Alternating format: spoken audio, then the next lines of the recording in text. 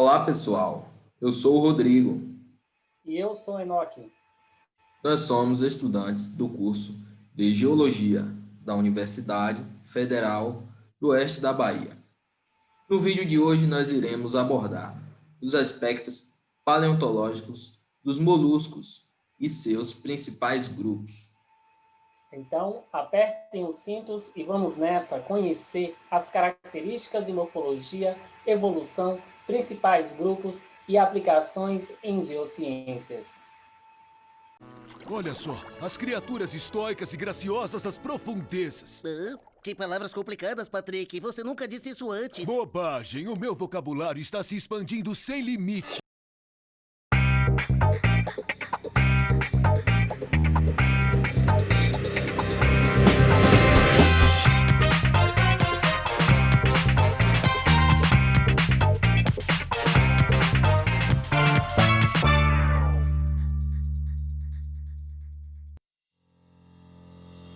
Então, pessoal, os registros fósseis, eles permitem fornecer informações que ajudam a descrever a história da Terra. Porém, a variabilidade morfológica dos indivíduos dificulta no momento de estabelecer espécies pelos paleontólogos, como por exemplo, o filo molusco. Os molúsculos, eles são animais solitários, a maioria dos quais usou um exoesqueleto calcário, concha, em algum momento da sua história evolutiva. No entanto, não existe um único caractere diagnóstico óbvio que seja encontrado em todos os moluscos. Os moluscos representam o segundo maior grupo de animais em número de espécies, sendo suplantado apenas pelos artrópodes. Eles apresentam uma disparidade morfológica sem comparação dentre os demais filos de animais. As conchas, elas são rígidas, pois sua constituição apresenta cristais de carbonato de cálcio secretados à medida que o molusco cresce e a concha aumenta de tamanho. Esse processo de formação de uma estrutura mineralizada por um organismo vivo é conhecido como biomineralização.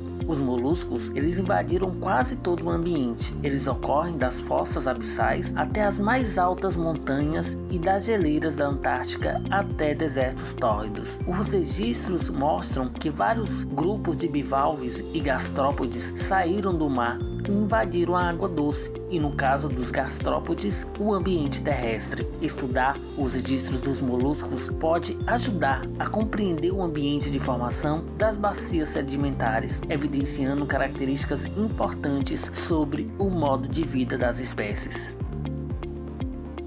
A diversidade de características do grupo dos moluscos traz um desafio ao estabelecer aspectos morfológicos que permitem a sua descrição paleontológica em meio à sua diversidade. Por exemplo, a maioria dos moluscos possuem conchas calcárias, mas outros estão nus. A maioria tem um órgão raspador, rádula, para obtenção de alimentos, mas a rádula se perde no bivalve. Muitos moluscos são bilateralmente simétricos, mas os gastrópodes não. Muitos moluscos têm larvas de vida livre, mas outros eclodem diretamente de ovos grandes. Muitos moluscos constroem seus esqueletos de aragonita, outros usam calcita ou uma combinação de calcita e aragonita. Estudos morfológicos contribuem para o agrupamento dos diferentes grupos dentro de sua história evolutiva, onde muitos estão relacionados ao ambiente de habitação e, consequentemente, a forma de alimentação, que são filtradores, raspagem de superfície com a rádula e ainda animais que possuem bico córneo para a captura e dilaceração do alimento. A morfologia consiste em um conjunto de atributos externos e internos de um molusco, onde as conchas muitas das vezes são utilizadas para a caracterização de população de diferentes espécies. Embora a concha seja considerada como uma das características que definem os moluscos, muitas espécies ou até mesmo grupos de moluscos não apresentam concha ou possuem uma concha muito pequena e que em muitas das vezes não é aparente. Esse é o caso, por exemplo, dos polvos, lulas e sépias, que fazem parte de um grupo de moluscos denominado cefalópodes.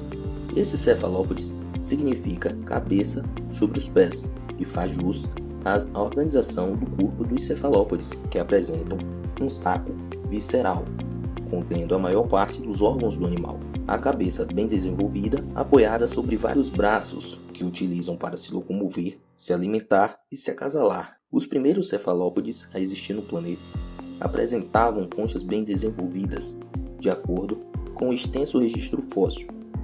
Os principais grupos estudados no Brasil e no mundo são os gastrópodes, cefalópodes e bivalves, onde possuem uma variedade e distribuição maior no ambiente.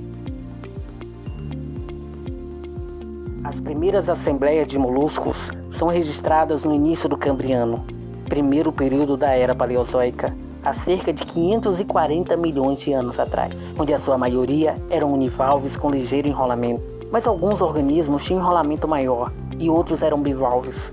Segundo Honegger, existem 3 características na história cambriana dos moluscos. A primeira, uma diversidade significativa em depósitos cambrianos mais antigos. O segundo, quase todos os moluscos eram pequenos, com medida de 10 milímetros aproximadamente, até o final do Cambriano. E terceiro, a uniformidade da diversidade taxonômica baixa durante boa parte do Cambriano. Os moluscos do Cambriano, eles eram pequenos, imperceptíveis e raros no registro fóssil, fazendo com que muitas linhagens principais permaneçam incompletas em seus registros, como por exemplo bivalves, conhecidos no Cambriano inferior, mas no médio e posterior não tem-se registros recuperados, permanecendo um hiato nas informações sobre as relações com os organismos do Ordoviciano. Com isso, as relações entre os primeiros moluscos permanecem controversas devido aos poucos caracteres que são conhecidos de suas conchas fósseis. A preservação mais útil dos moluscos no Cambriano ocorre quando as suas conchas estão preenchidas com fosfato de cálcio, que possibilita exibir réplicas das microestruturas de cascas original, em partes ou em todas as suas superfícies. No entanto, uma parte da explosão cambriana, a radiação adaptativa dos moluscos iniciava e a sua grande biodiversificação continuou no Ordoviciano, mas, com a predação acelerada, durante o primeiro Paleozoico, culminou nas amplas formas de organismos existentes hoje. A evolução dos moluscos permitiu a identificação de 8 classes, sendo que a rostroconcha foi extinta no final do Paleozoico. A classe Abracópora e Polypracópora nunca desenvolveram uma concha calcária contínua e são colocados em um subfilo separado, chamado amplineura. E as classes Monopracópora, Gastrópoda, Cefalópoda, Rostroconcha, Biválvia, Escaplópoda são divididos nos subfilos Citosoma e Diazoma. A classe dos cefalópodes é representada por mais de 10.000 espécies fósseis e cerca de 1.000 espécies vivas. Eles são animais invertebrados que surgiram no Cambriano e possuem ocorrência até os dias atuais.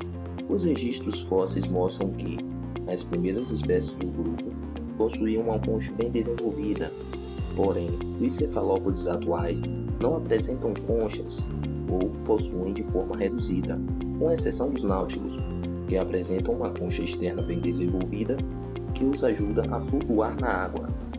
Esses organismos possuem corpos hidrodinâmicos, são excelentes nadadores e vivem na coluna d'água no ambiente marinho. Os polvos não possuem nem mesmo um vestígio de concha e não são tão bons nadadores quanto as lulas e sépias. Eles vivem sobre um substrato ou recifes de corais no fundo dos oceanos e usam os seus braços para se locomover. Os polvos também podem nadar distâncias curtas através da locomoção por jato-propulsão. Durante esse tipo de locomoção, um jato de água é expelido para fora do corpo do animal, gerando uma força que o propulsiona para frente.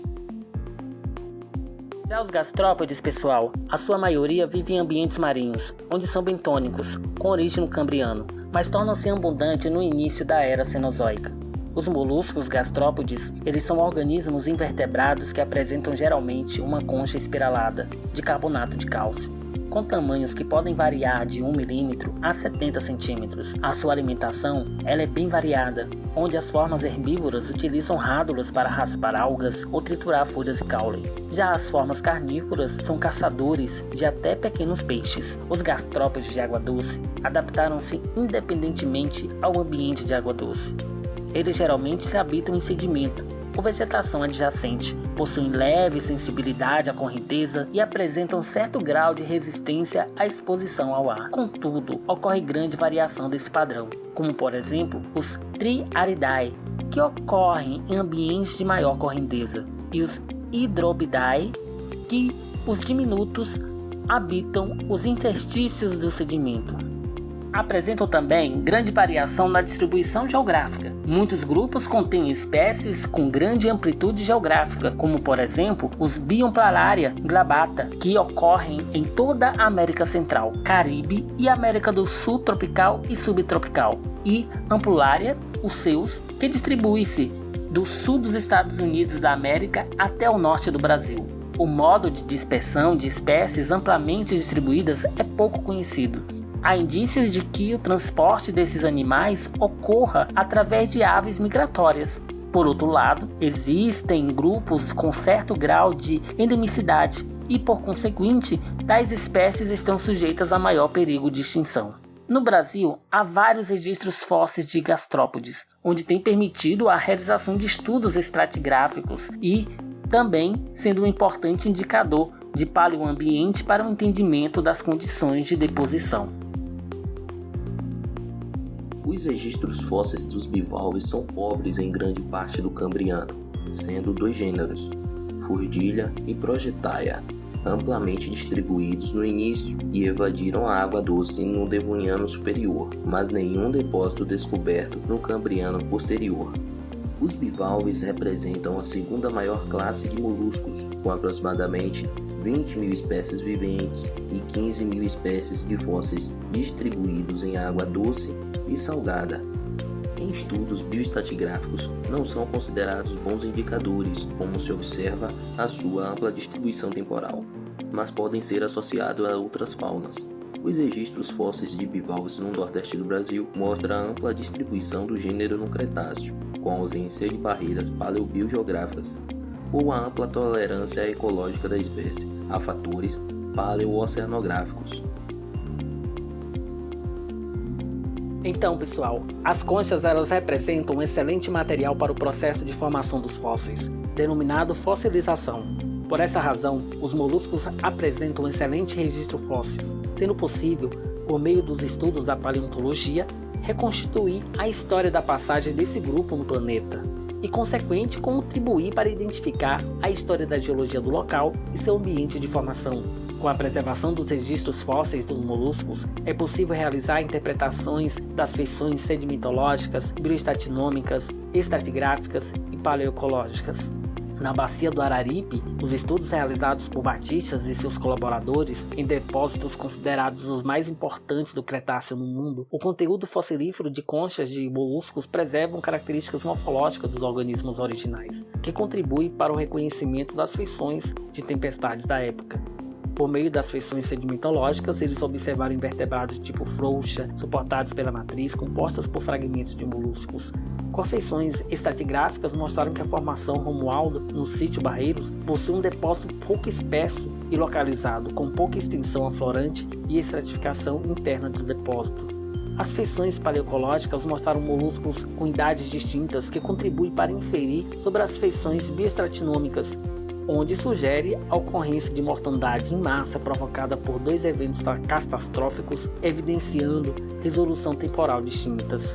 Já os fósseis dos moluscos do grupo Mauru, correspondente ao Cretáceo superior, estudados por Gillard e seus colaboradores, apesar de permanecerem poucos detalhados, possibilitaram inferir sobre o habitat dos gastrópodes, indicando o corpo lacustre raso e as águas calmas.